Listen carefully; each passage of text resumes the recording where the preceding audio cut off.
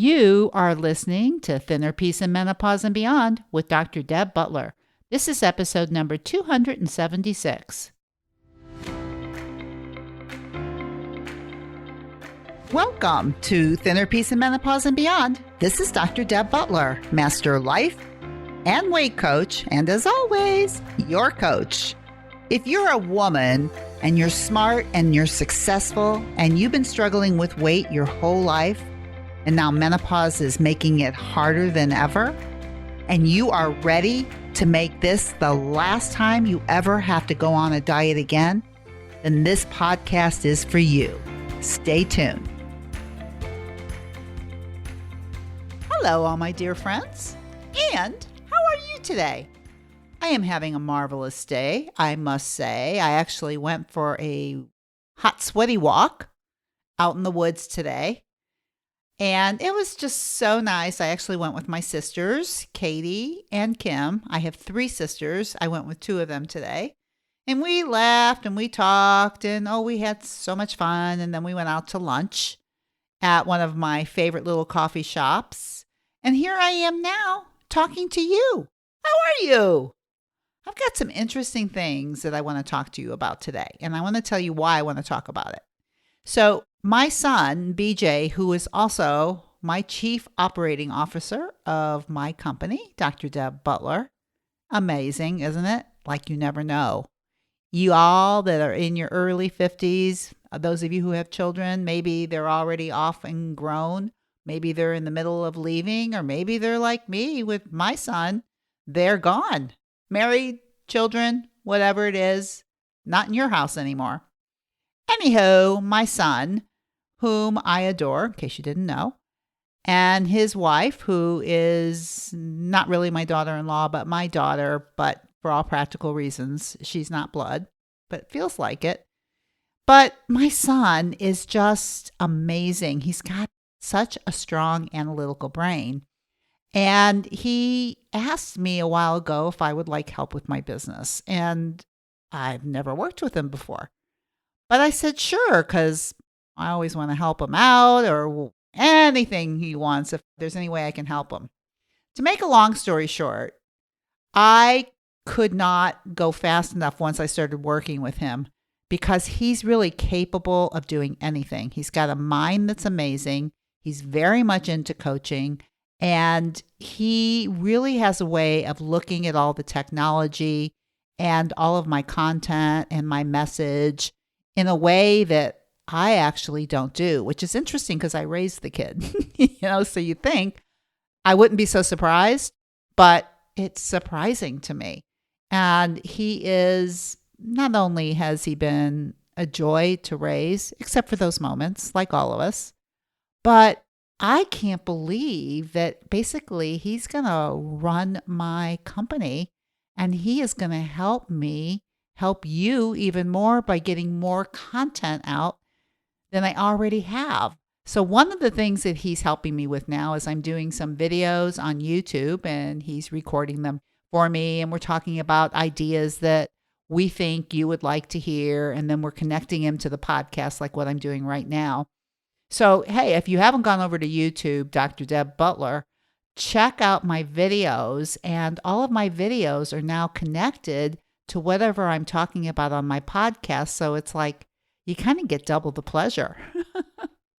The other thing is that I find so amazing about working with him is that he is, I don't know how to put it, because those of you who are still in the midst of raising your children, and those of you whose children are out of the house kind of know what I'm talking about. If you're having grandchildren or you're raising, wherever you are in your life, I started my whole journey where you are in my early 50s.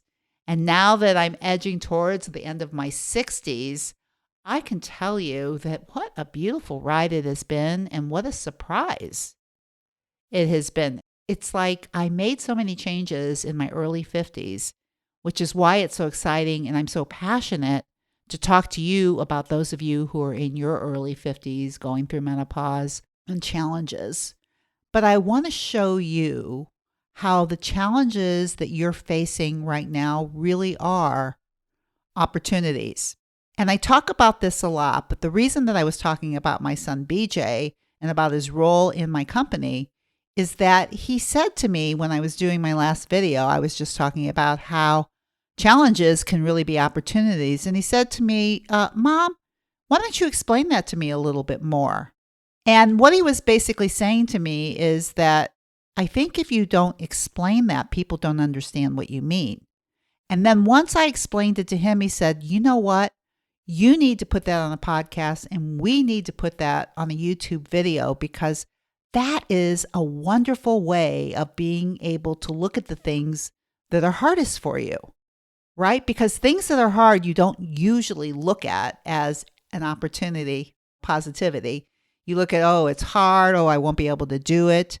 But what I want to offer you today is that the things that are the most challenging, if you're willing to stick with yourself through it and figure something out that you never knew before by staying with it, you learn something that you never knew before, which makes it easier. The next time something like that comes around, makes it actually easier for you to do it. And you have actually built skills inside of you that you never had before by going through something that was challenging. So I hope I'm making sense of this to you as I explained it to him, because that's why I'm doing this podcast. And I want to give you some examples of what could be a challenge and help you apply it to your life right now so that you can use the power of your mind to be able to have a different perception of things. So for instance, menopause. For many of you, myself included, menopause was challenging. It was challenging because my hormones weren't balanced. It was challenging because I wasn't sleeping at night. It was challenging because I couldn't lose weight. It was challenging because I was highly emotional. And it was challenging because of what I believed it might mean based on the culture that I've been raised in, which is, hey, babe, you're over the hill. The best is behind you. You're never going to have the body you wanted. You're never going to be able to do this. It's the end of the road for you. Kind of that type of thinking. And of course, it's when I started looking for new things as I was going through all of this is like, you know what? I don't want to believe that. That doesn't feel good to me. And also at the same time, by my emotions being higher, by my body kind of showing me in a way that if you want to keep doing the things that you've been doing your whole life for the last 30 years, if this is the way you're trying to keep a thin body, you're going to have a hard time going through menopause, honey. And boy, isn't that the truth for all of you? That if you've been struggling with weight your whole life, like for me, since I've been 12 years old, and then I hit 52 and it's like, what's going on with the scale? Why am I so emotional? What's going on here? Why am I not sleeping? And the whole mindset that was kind of accompanying that because of what I've heard. I use that as a stepping board. It was a challenge.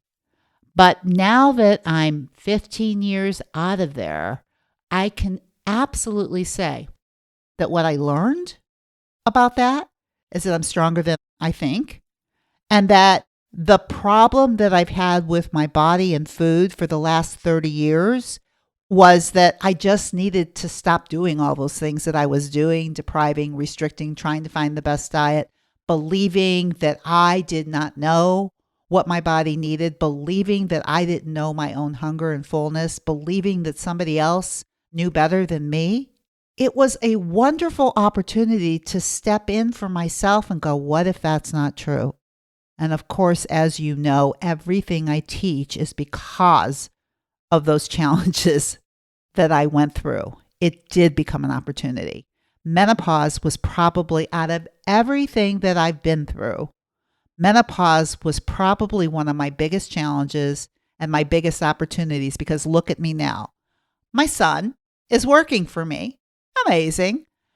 I have a business that I never thought I could ever have after running a chiropractic business and owning my business for 30 years. I never believed that I could find something that I'm actually more passionate about, create a bigger income, and have more fun and totally create my hours, work the way that I want. I thought I could do that in my chiropractic business, but I had to go to an office. I love not having to go to an office. I love that I can work whenever I want with whomever I want all over the world. I mean, seriously, pinch me. But hey, when I was in my 50s, early 50s, you needed to pinch me because I was ready to jump out of my skin. It was a challenge. And now what I'm telling you, I used it as a springboard and I made it such an opportunity. Where I am now is I'm offering you the same thing because most of you that are listening to me are going through menopause. I know that. And what I'm saying to you is, look what I developed through that challenge. You can do the same thing. You want to make menopause your biggest opportunity. And everything that's going on with you becomes that. How do you take care of it? How do you take care of your body as it's going through this? Once you learn how to take care of your body going through menopause, and you learn the tools that I've been teaching about how you get connected to your body, that will take you through the rest of your life. And I really call it, it's like the best way to age, proactive about aging, because you're willing to be connected to your body and you're willing to believe that the best is yet to come. And I am telling you, because I'm out of where you are, and I know some of you are listening to me are older than me or where I am, and a lot of you are younger than the 50, but most of you are in your early 50s. I know that. And I am saying, hey, sweetheart, the best is yet to come. And this menopause thing can be one of your biggest opportunities to transform and create a life that you want out of the challenges that it's created for you. So remember that. The other thing that I wanted to talk to you about in terms of opportunities and challenges, and just remember the reason that I'm actually talking about this is because my son asked me a question. I love his analytical mind. I thought everybody understood what I meant. And he was going, you need to explain it. And then once I explained it to him, it was such an aha moment for him. He says, please talk about it and explain it to everybody. They may not understand. Here's another challenge that I think, and it's very appropriate for the times that we're going in. I think two of the challenges that all of us has had is when this whole lockdown began. I mean, all of a sudden you weren't being able to do what you wanted to do. Many of us were locked up at home and couldn't go out. With children, we ended up with having to homeschool. If we didn't have children, maybe we were by ourselves and we were more lonely than ever. But whatever it was challenging. And what I saw with my clients, because I was very busy during this period of time, I had a very long waiting list, which I find fascinating. But it's really because what I was talking about in my podcast at that time is that we need to use this as an opportunity to get to know ourselves better. Because the things that pop up for many of us are the things that have been going on forever and ever, especially when it comes to food. If we feel more stressed, and what a lot of my clients and many sessions and people will say to me is, oh my gosh, I was just so close to the kitchen all the time. As if being close to the kitchen meant you had to eat. But when you learn how to manage your mind and you learn to know that it doesn't really matter if food is around you, it doesn't matter where the kitchen is, you're the one that decides if you're going to put food in your mouth or not. The kitchen where you're at makes no difference. But if you believed that because the kitchen was close or the kitchen was calling you or food was calling you, you know how many people tell me food calls them? But when you realize you're the one that decides if it goes in your mouth or not, there is no food in the world that makes that decision for you. Remember that. But when we were all in lockdown, I found that this challenge of being locked down and kind of having to be with yourself a lot more became an opportunity. And my clients actually flourished during this challenging time. And many of them, if you go to my transformation page or listen to any of their videos during this time, it was amazing for them because they learned how to be with themselves. which is really everything that I do. If you're working with me, if you're listening to my podcast, I'm really teaching you how to learn how to love yourself. I'm teaching you how to be with yourself. I'm teaching you how to have a relationship with yourself. Can you think of a better challenge than having to be with yourself more often, alone, or with other things that are more challenging? It could be an opportunity. And actually, it was for my clients.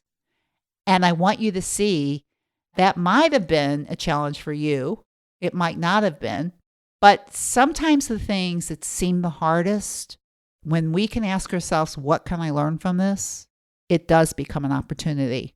Which brings me to the last challenge that I want to talk about, which is the end of lockdown, which is challenging in itself. And I've been talking a lot about on my podcast lately about the whole idea is how do you celebrate? How do you socialize without using food for emotional reasons? So you can see that the end of lockdown, as we're ending towards lockdown, and once again, I don't want to make light of lockdown. I know it was hard for everybody. I'm just showing you that some of these things and coming through them sometimes makes you feel stronger than you did before, which makes it an opportunity. So the same thing as when lockdown, as it's ending and you're starting to go out and you're starting to be with friends again. I've been talking about this on my podcast. I'm talking about in my YouTube videos about, hey, if you have that thinking about, hey, it's celebration time and food always goes with it because you believe that food is fun, food is freedom, that I can't do it without it, then this is a challenge for you that could become an opportunity. Because what I want you to see, as exciting as it is to get out again, that you want to learn from this, that you can go out, you can go on vacation, you can celebrate, and you don't have to overeat.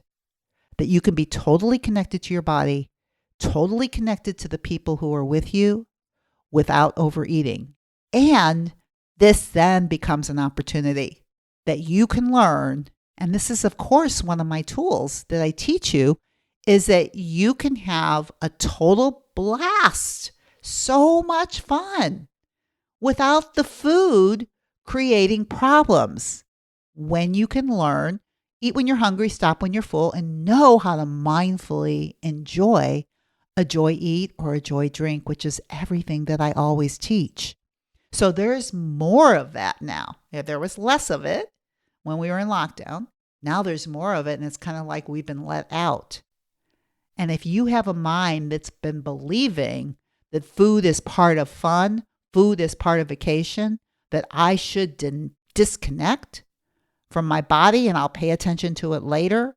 I'll start on Monday, I'll start on Tuesday, I'll start next week, but this is the fun, and you believe that you're missing out, then this becomes a challenge that you will make an opportunity. Because can you imagine, as my clients do all the time now, that they can go out, they can go on vacation, and food is just food and wine is just wine, and it's all just what it is. Boy, that's an opportunity. And I want you to use this time to notice its challenges, notice your brain chatter about what you're believing, that somehow there's something wrong with you and you have to either restrict or deprive yourself, or you're going to let it all go and you're not going to pay attention to anything. That there is an in-between, and the best place to learn it is when you have a mind that's going a little crazy right now because we're out of lockdown. Start watching it and start challenging yourself to be able to go out and listen to my podcast about all the tools that I teach, how to actually do that. There is a way. There's a process. And I teach it in my Thinner Peace program. It's a total process. So you can see I've gone through 3 different challenges that I am showing you have and could become an opportunity for you. And I want you to think about it this week. And while you're thinking about that, I want you to think about something else too. Did you know that I have had over 1 million downloads? I just can't even believe it. That when I started this whole thing, I didn't even know if anybody was going to listen. And now I'm 1 million downloads in. But this is one I want to ask you. I want to ask you a favor. I have so many downloads, but I don't have as many reviews. So if you are listening to this and you have not reviewed my podcast and you love it, please go to iTunes and review. And maybe it's a challenge. Maybe you're technically challenged. You don't know how to do that. Why don't you build a muscle? It's not that hard. I learned how to do it. I actually teach people how to do it. It's not that hard, and it would really be helpful. And at the same time, you can make it an opportunity on how to do it. So if you go to my website, go to drdebbutler.com/276, you can click on how to review on iTunes. And of course, as always, I would never, ever end this with you always have an opportunity to be kind to yourself. And you always know when it is because whenever you're saying something to yourself that's not kind, you're going to feel bad. Make that an opportunity to be very, very kind to yourself. And I will see you next week. Bye-bye. If you're loving my podcast and you would like some more information to be able to follow along with, then please go to drdebbutler.com/change and you can get a free copy of my companion book that goes with this podcast that I refer to in many different episodes. That is drdebbutler.com/change. CHANGE.